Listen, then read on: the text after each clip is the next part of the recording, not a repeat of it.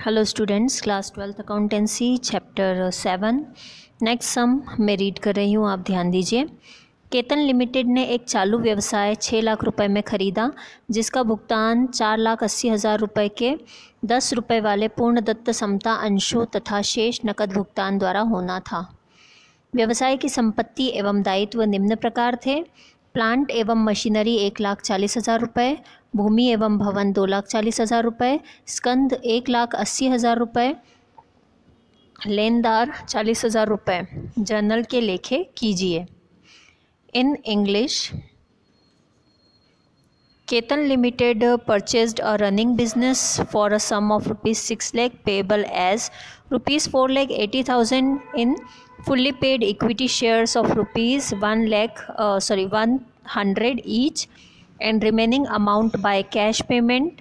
The assets and liabilities of the business were as follows: plant and machinery 1,40,000, land and building 2,40,000, stock 1,80,000, creditors 40,000, pass journal entries. Okay, ये अपने आप में एक different सम है। इसमें एक रनिंग बिजनेस, यानी जो ऑलरेडी रनिंग बिजनेस था उसे परचेस किया है केतन लिमिटेड ने, एंड उसका जो पेमेंट है वो शेयर कैपिटल के थ्रू किया है, यानी इक्विटी शेयर इशू करके किया है। उस बिज़नेस की existing assets and liabilities provide की है इंफॉर्मेशन के थ्रू, एंड हमें बोला है कि हमें जर्नल एंट्रीज करना है इसके लिए। ओके, तो चलते हैं सॉल्यूशन की तरफ। सबसे पहले हम कैलकुलेशन पार्ट देख लेते हैं हमारा।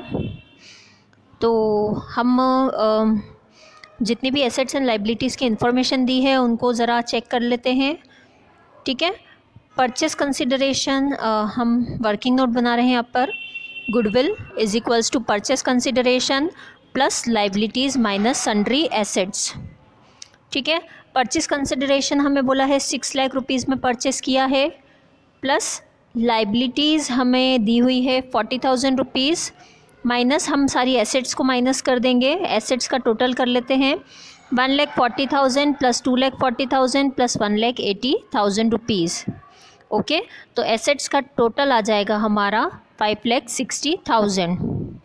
ओके, 6 लाख प्लस 40,000 यानी 6,40,000 माइनस 5,60,000, डिफरेंस आ जाएगा 80,000 रुपीज़ जो है गुडविल फर्म की। ठीक है, हमने सारी एसेट्स एंड लाइबिलिटीज़ का डिफरेंस निकाल लिया है।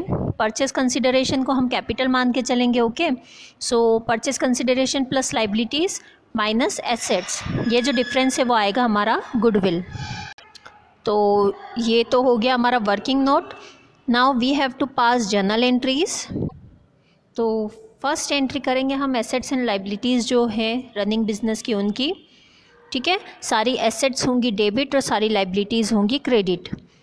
तो करते हैं स्टार्ट एंट्री करना। Plant and machinery account debit, land and building account debit, stock account debit, goodwill account debit, to creditors account and to vendors account. Purchase of assets and liabilities of vendors.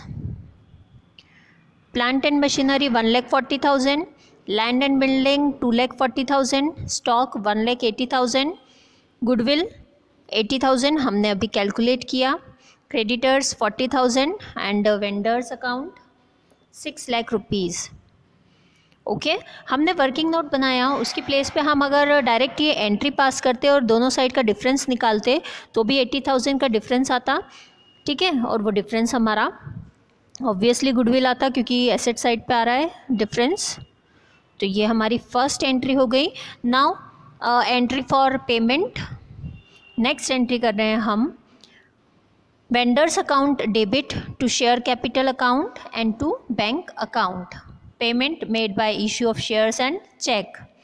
सम में जो vendor है उसको 4,80,000 के 100 rupees वाले fully paid up equity shares के through payment किया है, और रिमेनिंग जो बैलेंस है वो 1 लाख रिमेनिंग बैलेंस जो है वो कैश पेमेंट किया है। ओके, तो शेयर कैपिटल अकाउंट में 4,80,000, वेंडर्स अकाउंट में टोटल 6 लाख रुपीज़, और इन दोनों का जो डिफरेंस है दैट इज़ 1,20,000 वो आ जाएगा बैंक अकाउंट। ओके, तो यहाँ पे ये सम कंप्लीट होता है। होप सो आपको ये सम समझ में आया होगा। Thank you.